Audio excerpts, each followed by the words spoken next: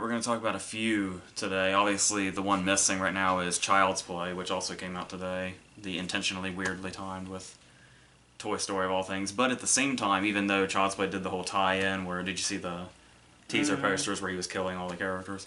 Well, next week is Annabelle, so might as well have Child's Play on that video. So it makes sense one way or the other. So obviously, we're going to talk about Toy Story 4 as well as, I'm going to touch, I saw Murder Mystery and Late Night, so I'm just going to touch on those kind of really quickly after the fact. But we're mainly here to talk about Toy Story 4, so we can get started on that. How do you feel about the other three? I think they're considered classics by the most standards. I mean, Toy Story, the first one, is considered... It was the jumping off point for Pixar and everybody loved it. The sequel, everybody loved it just as much. I didn't take to it as much as a lot of people did. I still think it's a fine movie, but I don't think it was the end-all be-all. And then Toy Story 3 just felt kind of like, well, at the time, it felt like a nice conclusion for somebody that grew up with the movies. Kind of felt like a fitting end. And then I heard Toy Story 4, and I think the first thing I told you was, where does it go from here? Yeah, that was everybody's reaction, was it's like... Because even though it's like the main thing Pixar seems to care about is the Toy Story movies. Because you've got like, you know, we had like Monsters University, which is starting to grow more and more of a fan base as the years go on. And the Cars movies. And people are like... Cars and Toy Story are the only ones that have more than one sequel. Yeah, and when they which is bizarre. Apart from like me and a few other people I know, a lot of people didn't care for Finding Dory either. But it's like the one time... I thought it was fine. Yeah. But like the one time they seem to but like really, you know the high regard I hold the original in, though. Yeah. But with the way they seem to really put a whole lot of, like, all the love that they have into the Toy Story movies, and that's like their #1 priority. I was actually reading, I don't know if this just came out or what, but I like just read it the other day. Apparently, this one was already being written before 3 even came out. Like, that's how long it's been in development and how long they've had the idea. Which, I don't know about you, but I did not hear that until, like, this past week. Like, I don't know if they were hiding that or what. But, yeah, and it does show. And as far I don't know. I would go so far as to say is I'm not even sure if I believe that's true. I think a lot of stuff came out and people were like, how can you possibly take Toy Story any further? It's a cash grab at this point. And they're like, no, we already had this in mind. Yeah, because there was the whole thing with Rashida Jones and her writing partner, who wrote Celeste and Jesse Forever with her. How they got the job, and everybody thought, well, that's random as hell. But then they obviously they left after the whole controversy, and they still got the story credit. So I'm wondering like how long they had been involved in all that. But as far as my thoughts on the other three, I do think, I don't know if it's as they go on. I used to feel the same way you did about 2, but I actually, around the time 3 came out, I watched 2 a couple of times again, and then I've seen it a couple more times over the almost decade ago that 3 came out. Well, to be fair, the last time I saw 2 was a couple months ago, and I was drunk in a hotel room in Baltimore, and it was on TV. How perfect. Yeah. Fuck Stinky Pete. But it's actually, it really does, like, well, like, I didn't realize when I was younger just how good it was. Like, I don't know if it's, like, a maturity thing or what. I think it's when you're a kid, you're like, haha, the toys are funny, haha. Like, when we were watching it today, like, there was a lot of kids that, like, they would laugh at, like, the comedy stuff and, like, the slapstick. And then when it started getting, like, deeper, like, all the kids go quiet and they start getting impatient. It's like, shut up, kid. There's a true story, like, a truly good story unfolding here. Shut the fuck up. Because we were talking about the progression they have gone in and how, like, the stakes seem to get higher. We've always upped the ante. We went from leaving the house, even though we went next door. I mean, we ended up at Pizza Planet, but ultimately ended up back next door. And then in the second one, we went a little bit into town with the other toy store. Then in the third one, we kind of went across town to the daycare, and now we've left town. So the only thing left is going international. Yep. Which means 6, we have to be in space. That's the only.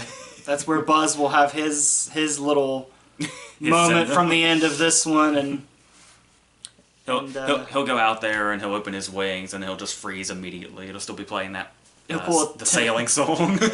He'll pull a Tim Robbins and Mission to Mars. Yeah. He just. But yeah, we'll try not to go too much into the details of where this one ends up. But it was. Don't you do spoiler videos? Occasionally, if I feel like there's absolutely no other choice, like with Infinity War and Endgame, where like literally every scene is a spoiler. Oh, okay. Given how much is kept under wraps, but it is satisfying in the way that it is what I had heard. Like the comment I heard going in was because people were wondering where in God's name do you take a fourth one after the third one, and like people were absolutely certain 3 was an ending.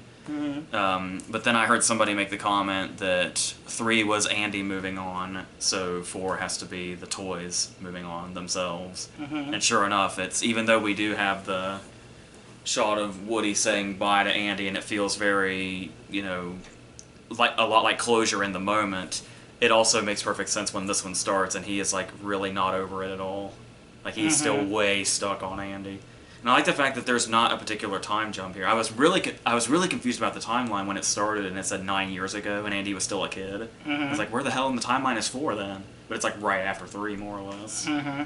And we're just seeing the beginning is just like right before 3 started, because we learn in 3 that Bo Peep was sold or given away or whatever. Mm-hmm. And of course, this one we see it actually happen. Yeah, because for a while there, the plot that I had heard was that the whole plot of the movie was going to be they go look for Bo Peep, but they kind of just come across her by accident. Mm-hmm. But it still kind of ties in really well with what's already happening. Mm-hmm. The major coincidence aside, but once again, talking toys, you can kind of suspend disbelief a little bit. There were a couple of things in here though where it's like I did feel like they were stretching a little bit. Particularly with, is this the first time outright that, obviously it doesn't lead to some big, oh shit, reveal for the human characters or anything, but this is the first time it's been addressed that the human characters can hear the toys should they hear them talk. Because there's the one moment where Buzz has to get a point across and yell something, and it's basically... he basically does it in the sense that Bonnie basically thinks it's her subconscious. Mm-hmm. And then there's the whole thing where the GPS. Yeah, the dinosaur whose name I've forgotten. Is it Stephanie or something like that? Maybe something like that. I thought those were a bit stretches, and I kind of like the whole idea of the humans have never heard them speak at all. Even if they don't realize they're hearing them speak, still there's almost like a... I don't know how much I like or don't like that. But that's just a minor thing. You said when we started that you had a criticism. What was that? I just felt like, and it's kind of nitpicky, but do you feel like a lot of what made the plot keep going in this movie was a character getting distracted? Well, there is... Forky gets out the window because Woody's distracted talking to Buzz, and then when he gets Forky, he's distracted by the antique shop. And then later on, there's a distraction with something else. And then whenever they're at the end and they're trying to get the other doll there, she gets distracted by something. I just felt like I was watching a movie of a bunch of characters getting distracted. You're saying that the way it gets from one point to the other could have felt a bit more clever in how they got from point A to point B. Yeah, it was like every character in this movie had ADD.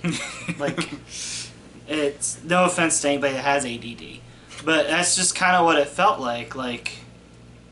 And honestly, how the movie starts, how the meat of it starts, where, Woody is to the point that getting back to his kid is like an obsession for him. It's like a character trait for him. And the fact that he sees Bo Peep's lamp, and that's how it kind of starts, spoilers, to me it kind of felt off kilter for his character. I thought that, the way his character was lined up is that would be something that Woody would sacrifice just because his main goal was to keep his kid happy. Yeah, so I kind of felt like that deviated off track. Yeah, because the whole movie is about how, we've seen it throughout the series, but this movie in particular is really devoted to showing how loyal Woody is and what his purpose is. And I felt like that was the way that he just dropped the... And, like, I know the way he looked at it was, I'm just going to run in here real quick, I'll be right back. But I feel like the way they presented Woody, no distractions. Gotta be where I'm supposed to be. But I do also think the fact that they did go in that direction, it was the smart play to have, like, the prologue of the movie be the Bo Peep setup. Because it is, like, a really big emotional moment when they have to part ways. Because it was emotional in 3 when we just heard about it. Yeah. When I think Ham mentioned it in passing. Or Rex mentioned it in passing. I would say without that scene does help that. It does. But I think without that scene, I probably would have thought that's not very Woody-like. No. Woody was banking that on a coincidence. What do you think about it getting... I like that they didn't do this too much, because I remember hearing word that they were going to kind of go in this direction. What do you think about how... What's the word I'm looking for? I don't think self-aware is what I'm looking for, but it's... moments at the beginning of this movie that kind of continue throughout and becomes a running joke for Buzz that Woody is able to acknowledge his conscience. Is really weird. No, but I like the direction they take that in and how it sets it up for Buzz the rest of the movie. It's also foreshadowing, given what Woody's plot ends up being when he's in the antique store. Yeah. About the whole voice thing.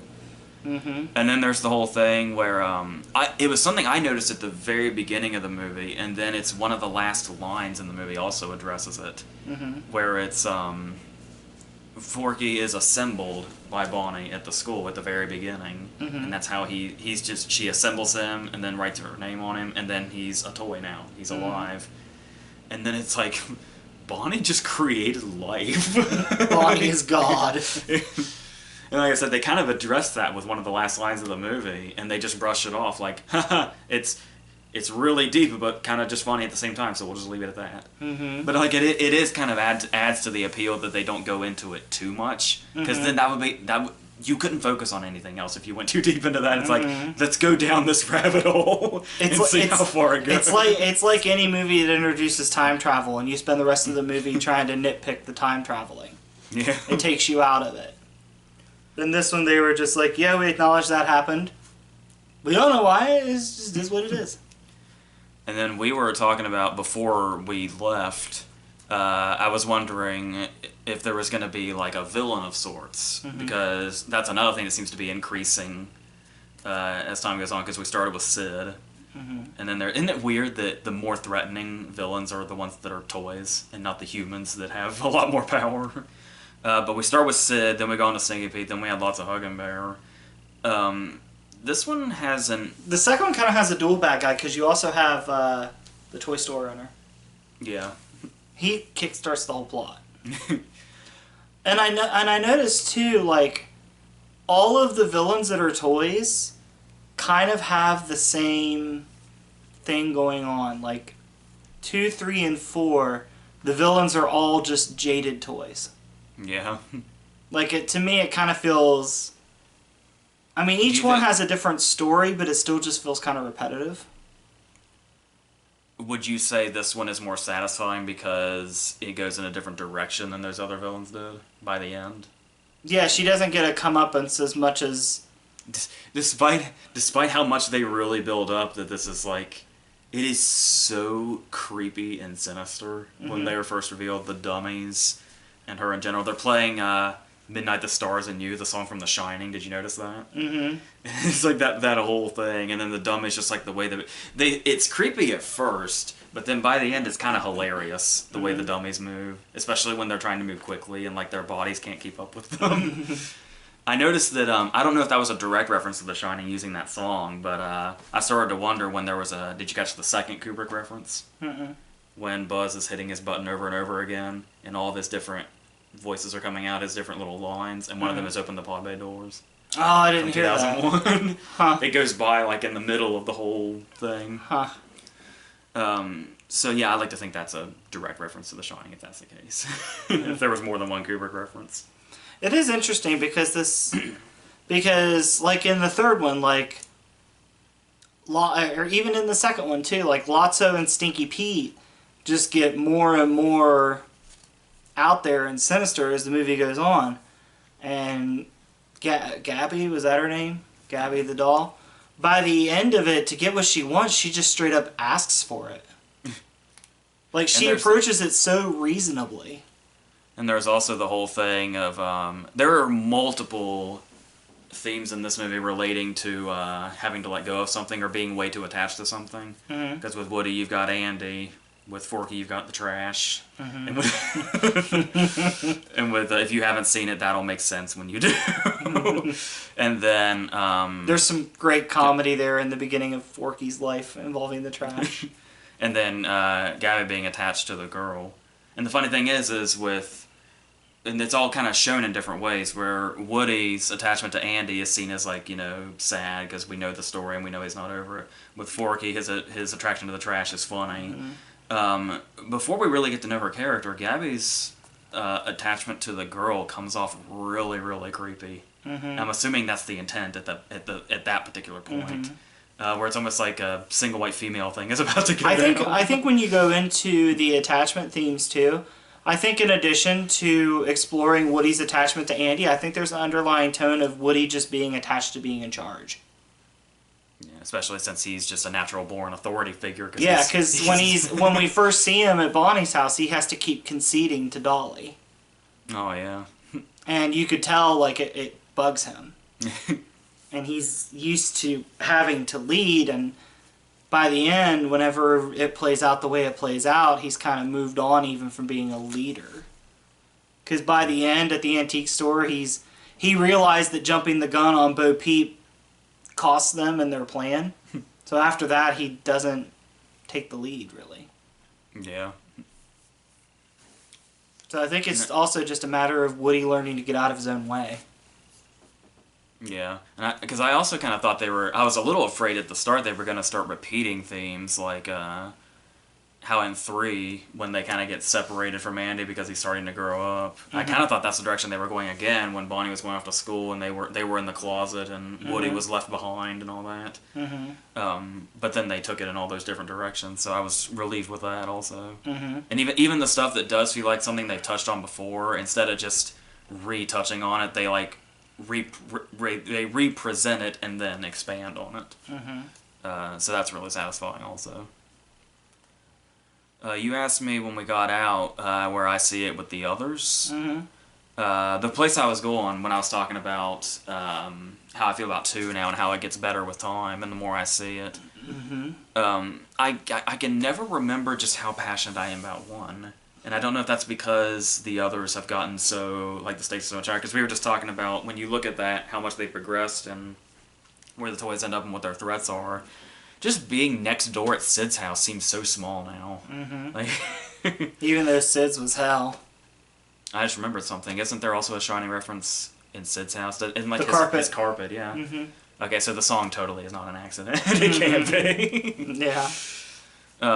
So yeah, so I've probably got to watch 1 again. I wanted to watch the trilogy again before we did this, but I haven't seen it in like a few years now. But as far as I can remember, I probably, if I had like ranked the first 3 like right before we saw this one, just based on now without having a long needed revisit of the first one, I'd probably say in reverse chronological order, 3, 2, 1. Like I said, I don't know if that's just because 1 just feels so almost small now, given all the other directions we've gone and all the different things we've gone into now. Like they're exploring their consciences now. Yeah, and I mean, you look at the first one, the plot of the first one was born just out of straight jealousy. Yeah, but it also kind of shows the strength that the first one still has when this one starts with the "You Got a Friend in Me" montage, and we start with the sky wall again, and it kind of brings back that feeling as we go basically through the whole trilogy again really fast. This is how you do that, Shaft. So, this is how you do that right. So, yeah, so I'm not quite sure. I feel like I have to think about this one more, because I don't feel like this one resonates as... I don't feel like the emotional beats in this one are as big and emotional as they were in 3. Even despite the fact that we're going into maybe bigger themes. I don't know. Because because this one I feel like I'm gonna have to think about. I remember when I saw 3, it was pretty much instantaneous. It was like I knew immediately how much I loved it. And this one I'm kind of having to. You kind of have to let it sit and stew. Yeah, which may in the long run could even mean that it's better, but I'll kind of, yeah, we'll see where that ends up by the end of the year anyway. So, anything else you really need to say? No, I don't know. I think they did take it in a different direction, but a lot of it to me just kind of didn't feel as organic as the rest of it did. As the rest of the series did. It felt like we were forcing a lot more scenarios here. Especially with distractions. But to their credit, those were the setups of the scenarios, where they took them and what the payoffs were just as good as they have been in the past. So. With this one too, I feel like this one has some really good comedy in it. Like there's a lot of like laugh out loud moments. Forky is funny. Ducky and Bunny are really funny, especially with their plans. I almost didn't even mention Key and Peele. Yeah. The unicorn that kept wanting to get Dad arrested, that was funny. That reminded me of there was a and there's even a payoff for that joke.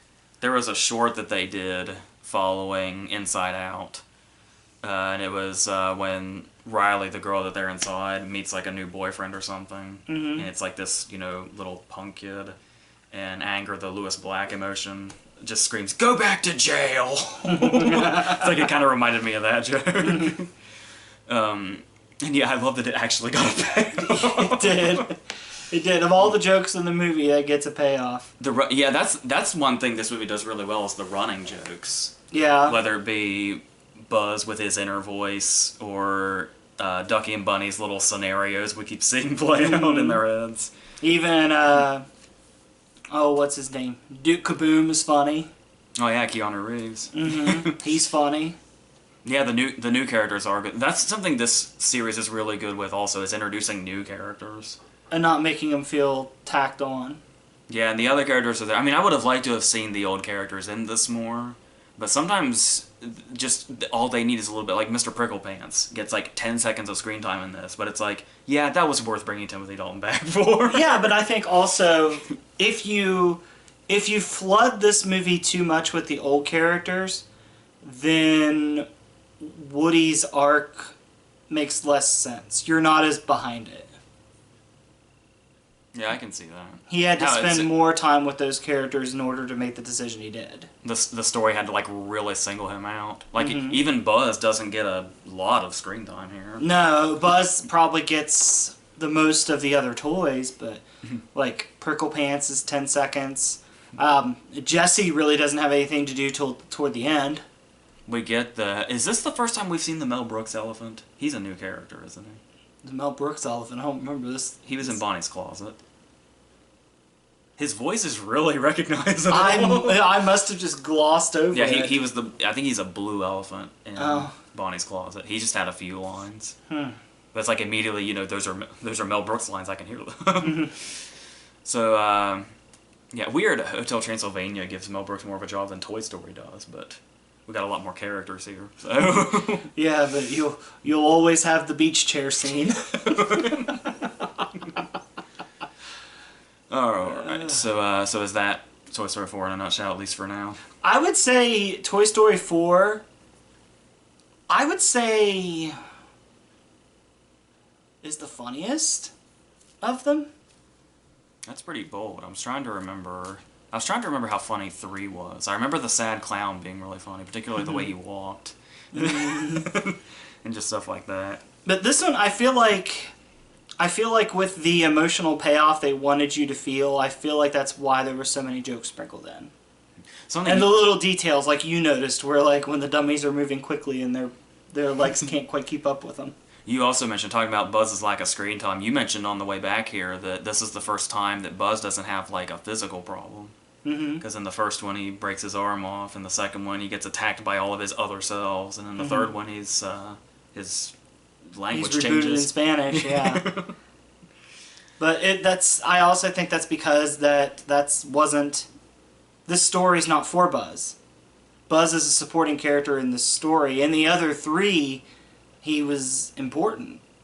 And that's kind of the interesting thing too, is where we say this definitely feels like an ending, but you've got all those other characters that we've been with for a long time. Like Jesse's already had an enormous arc by the end of 2. Mm-hmm. Buzz keeps getting multiple arcs. It's like, it's really like if they announced Toy Story 5 is going to exist, Mm-hmm. they could totally do that now. Mm. Like it does feel like it's one of those cases where it does feel like the fact that they didn't end it on 3. When 3 seemed like an absolute ending, that pretty much everybody agreed there's no way there's another one of these. There's no way. Mm-hmm. And then they make this one and it gets just as much love. It's like I can totally trust them now to say, yeah, if they kept going, I could probably see... This one, this is definitely Woody's movie. Yeah. Like, it's just a matter of if your main concern is Woody getting closure and you feel like that should be the closure of the whole thing... then this would be an ending. You'll get it. But if they want to go on, they probably totally could. So, yeah. It could really go either way. I just don't know that they will, though. Yeah, so Toy Story is also another one that keeps getting consistent, like, shorts, like specials. Mm-hmm. So they can always work with that, too. But where do you go from here? I mean, you could branch it off, I guess, into 2 different directions. Yeah. You can go in one direction with the new characters. You can go in the other direction with the old characters. I guess we'll see what they do. And it makes you wonder if you believe that news about they were already plotting this before 3 even came out. It's like, if you believe that, who's to say 5 isn't already in the planning process now? We would have no idea. Honestly, I think Pixar just needed a movie, and this was it. And they just happen to know how to do it correctly. But I think also, with this series, you have to be careful. Because I feel like there was a slip-off in quality from 3. Not a huge one. But, all it takes is a couple more times of not quite hitting the mark, and then all of a sudden you're Monsters University or Incredibles 2, where people's like, do we really need to keep going? A lot of people like Incredibles too, but... I feel like Incredibles 2 is just the first one. You just switched Mr. and Mrs. Incredibles roles. But that's a different... Don't tell Incredibles fans that. No, I'm telling you Incredibles fans. They will eat you alive. It's the same damn movie. Even down to the deceit. Alright, do I speed through these real quick? Go ahead.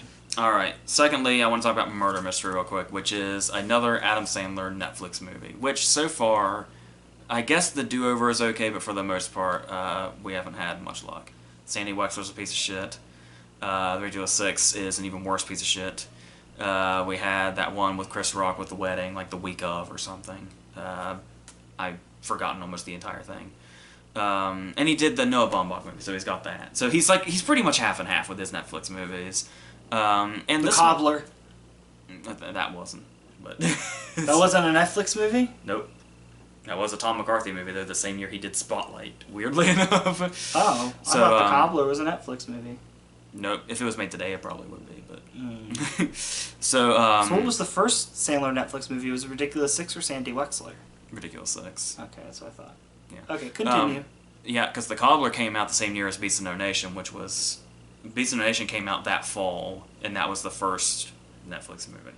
So, and this is honestly the thing that really sells this movie that you can't really say about the other Sandler movies is the concept works. I really like the concept of this movie, where are you aware of it at all? Or no, you just said before this you didn't even know it was a Sandler movie.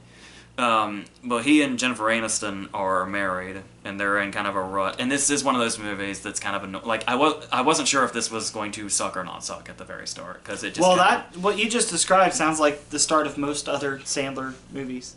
But it's either Jennifer Aniston or Drew Barrymore, and he's down on his luck. Yeah, and it does get interesting. This is significantly better. His other Aniston outing was Just Go With It, which apparently this is a controversial opinion, but I happen to think that Just Go With It is one of his worst movies.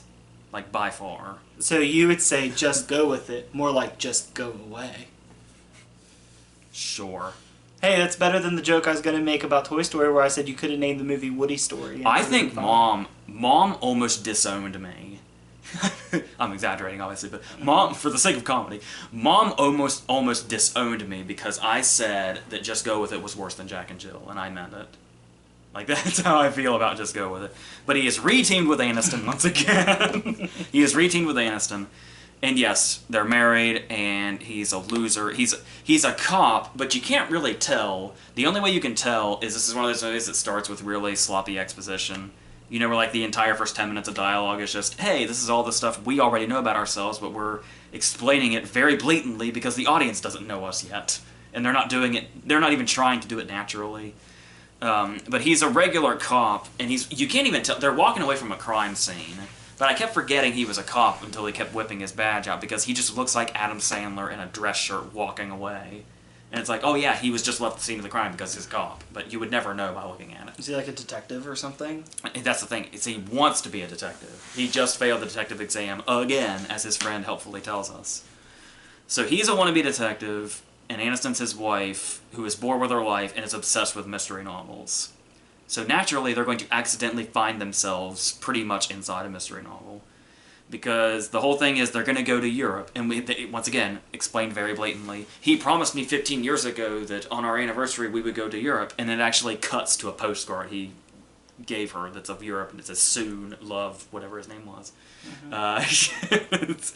And so it's one of those cases, it seems like it's setting up a different movie entirely, because it's one of those cases of, once he realizes why she's pissed off, he's like, oh, well, you spoiled the surprise. I actually did plan for us to go to Europe. We're going to go to Europe, when actually it's right off the top of his head. Like, just then. And it just cuts to them on the plane. And it's like, you'd think that would have more obstacles. But it's just like, oh, we're going to do this right on the spot. But she doesn't know that. On the plane suddenly. But then... You can tell Adam Sandler's never struggled for money.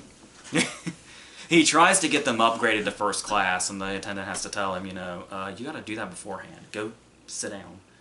So while he falls asleep, Aniston goes into first class, where she runs into Luke Evans. And of course, because it's Luke Evans, he's really suave, he's really handsome, and looks really shady. But she's drawn to him, so he's like, yes, I'm really, you know, I'm practically royalty, and, you know, my family's royalty, and we're going to go out on their yacht. And it's like, you guys should come with me out to the yacht. And he's just building up how big and rich and powerful he is. And so once they realize the tour bus is going to be shit, they're like, yeah, we'll go on Luke Evans' yacht. Why not? Even though it's a really odd, really shady, really random, we'll go out to his yacht. And then as soon as they get on the yacht, it's like they walk right into an Agatha Christie story. Like, all the different shady characters are introduced, where we know one of them's going to be murdered, one of them's going to be the murderer. So we have to, like, get every backstory on every character. It's like a ship for Clue. Yeah. And that's basically what it is.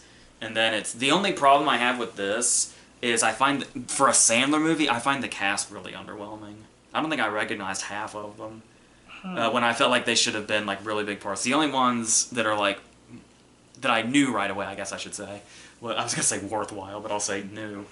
Was Luke Evans, Jim Arterton, and they really, really build up Malcolm. And Malcolm is the big guy with all the money, the billions of dollars that one of them is going to inherit, should he sign it away. And there's even like a really nice shot where, as he's coming down, like a chandelier like obscures his face, so they can build him up as much as humanly possible. It's Kevin James, isn't it? No, better. It's okay. Oh, okay. It's actually they actually got a decent actor here. Okay. They got Terrence Stamp. Oh. Yeah. and so he comes in, and naturally, because he's the one with all the billions of dollars, he's the one that's murdered when the lights go out. And it's them basically being thrust in the story. But the great thing about this is that it's literally like they're stuck in this as spectators, because there's the whole thing of they're doing the whole thing, they're all really well dressed and everything's like really serious, and they're just like right in the middle of it, just like watching it like it's not even happening right in front of them. But then, of course, because they're the new people, they're the Americans that were brought in, they're the suspects. So they have to go around and try to figure out who's who, as they're continuously getting bumped off like you would see in an Agatha Christie story. So I actually really like the concept. And it's actually a really great starting point for a comedy. And it's not that bad. It's still a Sandler movie. It's still dopey as hell. But it's got some decent jokes in it. I've forgotten his name now. The guy that plays King T'Chaka is in it as well. Hmm.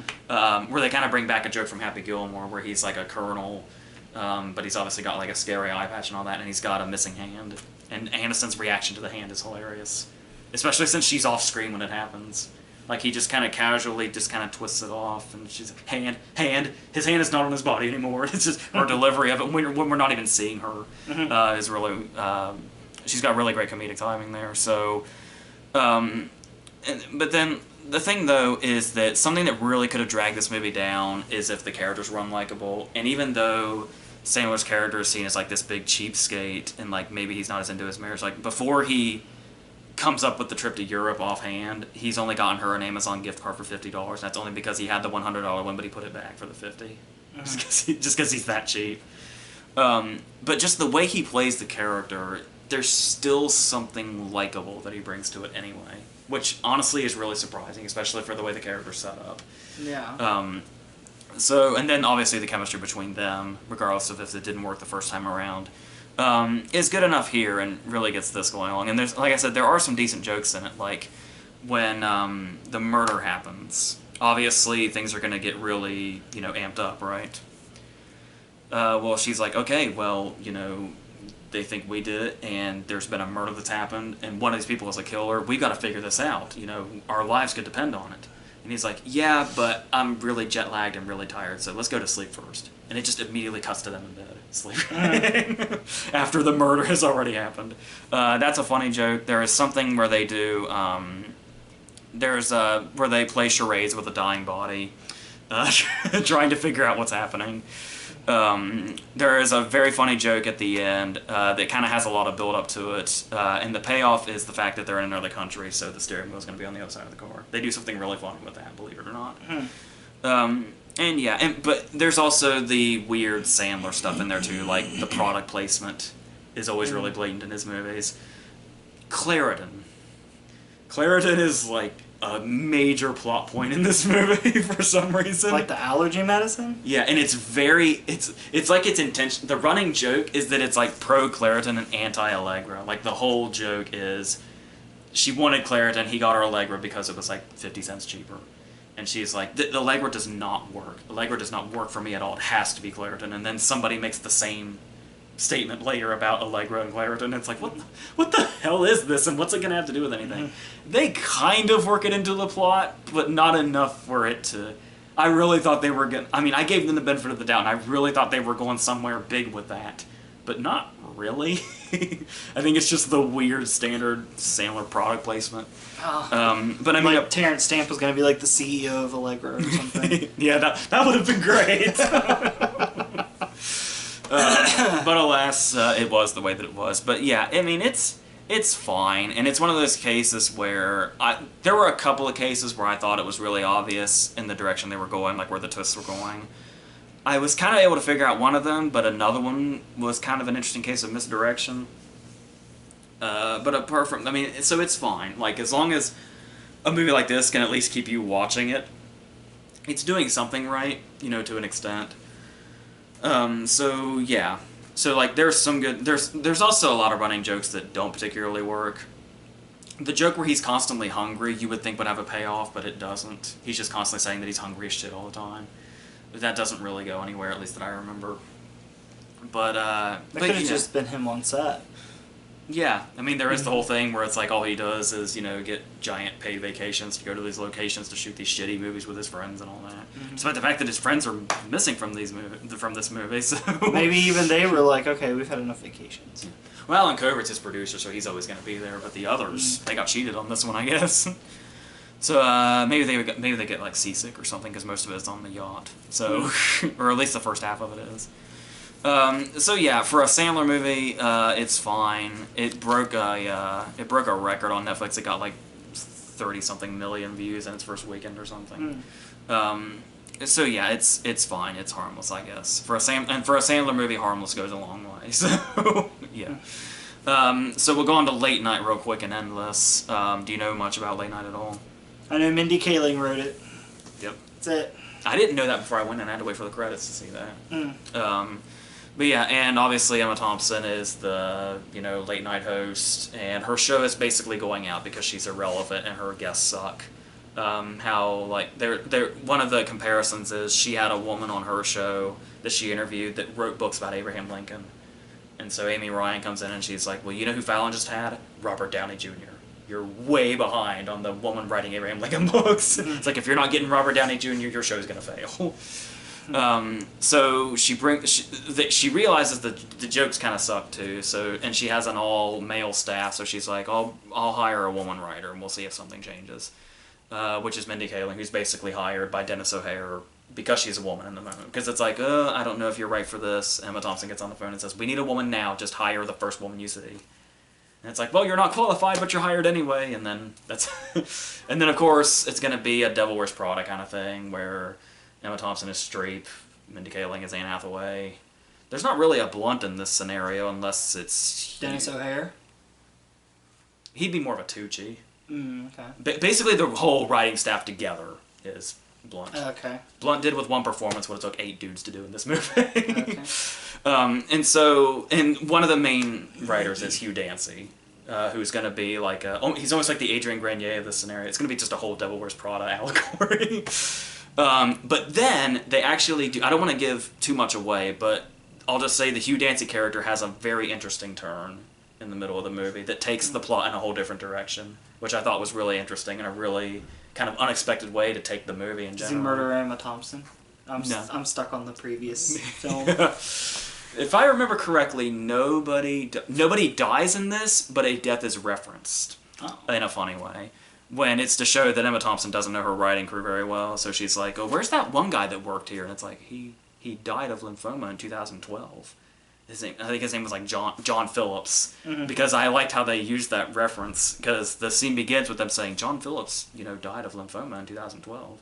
And then after that, they go through this whole scene of them trying to write stuff, and it's just not going well, and the scene just ends with Emma Thompson saying, I wish I was John Phillips right now. So the jokes like that work. Because I was concerned, because I don't know how I feel about Mindy Kaling. I honestly don't know that I've seen her enough to have a full opinion, and that's why I'm uncertain how I feel about her. Because she's had plenty of opportunities to show you. Yeah, I never saw her show, much as I love Ike Barinholtz. And I saw a lot of The Office, but she's one of the characters that I just don't remember having much of a purpose except for her obsession with BJ Novak. That's all I really remember. Wait till you get later. Does she like get more fleshed out or something, or does she get funnier? I guess I should say, or more to do. She gets more to do. She interviews for Michael's job in season 7. If that gives you anything to go on, it's a fucking train wreck. But and I don't know if we've heard the same rumors, any of us. But I also kind of wondered if Emma Thompson's character was maybe like secretly a bit of a take on. Have you ever heard bad rumors about Ellen? About Ellen being like really good. This is just rumors. I haven't heard anything. Really hard to work for. Yeah, her staff is like living a nightmare. Mm-hmm. And I couldn't help but wonder if it was like a roundabout. I'd heard that. I'd heard that Ellen was very, very great unless you worked for her. Yeah, I'm wondering if there's somewhat of an inspiration here with that. But obviously it's. But Ellen could have got Downey. Yeah, and the fact that Ellen isn't. Actually, I don't watch Ellen enough to know this for sure. But when I say politically themed, because the idea is that they think another reason her ratings are dropping is because she refuses to be political. And the thing about it though is a lot of criticism I hear about late night shows now is that they're too political. Like they all want to be like, you've got late night and you've got Seth Meyers, you got Fallon, Colbert. And basically the main criticism seems to be that they all seem to want to be the Daily Show now in regards to like all they do is political humor. And so I don't know if it was like, they're kind of trying to do a take on that, but at the same time, it's like they're saying that by not doing that is what's making her irrelevant. So there's a bit of confusion there. I was trying to figure out exactly what they were trying to throw down. And there've also, I'm not quite sure what kind of entertainment personality Emma Thompson's supposed to be, because we see her as the late night host, and we see old footage of her as a stand-up comic, which once again gives me Ellen vibes. But then we see her office, and she's got like all of her Emmys, but I also saw like 3 Golden Globes and 2 SAG Awards. And of course, SAG Awards are strictly for acting, and it's like, how the hell does she end up with those? We've only learned that she's a comic and a late-night talk show host. But she has 2 SAGs, I guess. Yeah, but is that like a little Easter egg that like somebody like you would pick up on, but somebody like me wouldn't? Yeah, where it's like the production hour just give her awards in the background. It's like, what the hell is she doing with SAG Awards? That makes I thought sense. you were going to tell me that they actually represented the amount of Golden Globes and SAGs that Emma Thompson has. That's like a little in joke. They could. Just to fuck with them, her 2 Oscars should have been there too. But yeah. She's 2? Yeah, for acting in Howard's End and writing Sense and Sensibility. Oh, okay. Good for her. Yeah. But then She seems like a delightful lady. But go ahead. Yeah. Her award, even though she didn't get nominated, her awards run for Saving Mr. Banks was an Endless Sea of Gold. Because she just didn't give a shit. But the thing also here is, because I heard that Mindy Kaling wrote this specifically for Emma Thompson, and you can tell that too. But the thing about that though is when she goes, there's a point in time where she kind of goes back into comedy, where she's trying to find her mojo again, so she goes into a comedy club and does an act. That's another Ellen thing, because Ellen just had a stand-up special on Netflix not too long ago, and she talked about in it wanting to get back to basics. Yeah, and this is what worries me about Mindy Kaling as a writer, is that when we see her do her stand-up, it's it's kind of so-so comedy, but for the sake of where the plot is in this moment, the crowd needs to go fucking wild and to act like they just saw the greatest comedy show of all time, when she just kind of made some, I'm kind of old now jokes and stuff like that. Stuff that an audience would not react that way to. They'd just be like, oh yeah, not bad. It's nice to see you're around again. Because she's also doing this in the movie because she's just getting over a controversy where she went after a YouTube. She tried to be relevant again by bringing a YouTuber onto her show, and all she did was talk to a YouTuber the way you would and say why the hell are you popular and relevant when all you do is this stupid meaningless shit, but then the turnaround is that the YouTuber's actually really smart and throws it back to her and ends up causing backlash instead of making her more relevant. So there's a whole thing. So she approaches the YouTuber like an old person would. Yeah. A bitter person would. But then there's also a side plot with her that kind of gives her more depth with John Lithgow playing her husband. Which would probably actually seem a bit out of place if not for the fact that Lithgow and her are so good in their scenes. But Lithgow's problem is that I can't remember exactly what they said he had, but it's basically the early stages of Parkinson's. So he's dealing with that, and we're wondering if that's also kind of what makes her bitter also, because she's kind of losing him in the process slowly. And yeah, so it has He's going to become John Phillips. Nice way to bring that back. So yeah, so it does have its directions to go, but it also does feel very minor. Though I was also dealing with the whole Field of Dreams thing. Because I had gone to the theater, it was a theater out of town, and I was there to see Field of Dreams, the screening they were doing. But the trouble is that was on a Sunday, and the only time that particular theater was playing Field of Dreams was on Tuesday. So I was like, well, I'm already here, and the prices are cheaper, so I'll see late night. And then come back Tuesday for Field of Dreams, which is what I did. So I'm just kind of sitting in late night fuming, this isn't fucking Field of Dreams, this isn't what I signed up for. But fine, whatever. I was going to see it anyway. I was going to see it Tuesday. I just switched it in Field of Dreams. So, yeah. But I tried to still be fair to it, and even in regards to that. But, yeah, so, it's fine, but it doesn't really have anything particular to say. You can tell it's really trying to say something, or many things. But it only gets so far with that, and it's stuff that we've heard before, and I don't know that Kaling has enough bite, I guess, to make it feel any different than, say, something like it doesn't have the bite of The Devil Wears Prada. If it tried to go maybe to that extent or beyond, it might have had something, but yeah, so that's, you live? Because we're finishing up. So I think that's what we've got. You just turned into John Phillips almost. So, as I said, we got Annabelle and Child's Play and probably other stuff also. And that video I was going to do for Field of Dreams will be happening also. I was going to do it before I leave, and then before I left for here, and I ran out of time. What are you doing for Field of Dreams? It's Cosmos baseball movies. It's going to be Boulder and Field of Dreams and For Love of the Game. Oh, the Holy Trinity. Yeah. So, depending on how you feel about For Love of the Game. But I had a random dream a couple weeks ago. that I met Kevin Costner in Vegas, and like we became buddies and like went on adventures in Vegas. That's kind of believable, actually. I don't know why. So, did you watch 3,000 Miles to Graceland recently or something? No. It's just, maybe I don't you even wanna go know to Vegas where with I him. came into contact with anything Kevin Costner related. It just happened. Alright, so I think that's about it for this. So me and him are also going to do a couple of verses. One we talked about in the comments video I did, and the other one is kind of one that Owen's been wanting me to do forever. So we'll finally do that. And then we'll have those, so wherever we go from there. Michael Owen, Emperor. So, Luke, anything to add? No. Back to Toy Story 4, the one we talked about. I do think it's worth checking out. Yeah, of course. As if people aren't going to anyway. Yeah. Yeah, it's just... I always feel really dumb when I'm like talking about a popular movie and it's like, hey, you'll like it if you do this, and it's like the end game. It was like, why am I even saying that? Yeah, everybody's gonna watch Endgame. Everyone. Alright. My wife didn't remember what happened in Infinity War and still wanted to watch Endgame.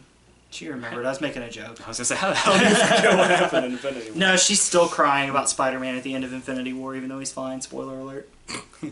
Yeah, with Far From Home coming out in a couple of weeks. Spoiler alert. Yeah. Spoiler. Alright, so I think that's gonna do it for this. So I think if that's it, then I think we're done here.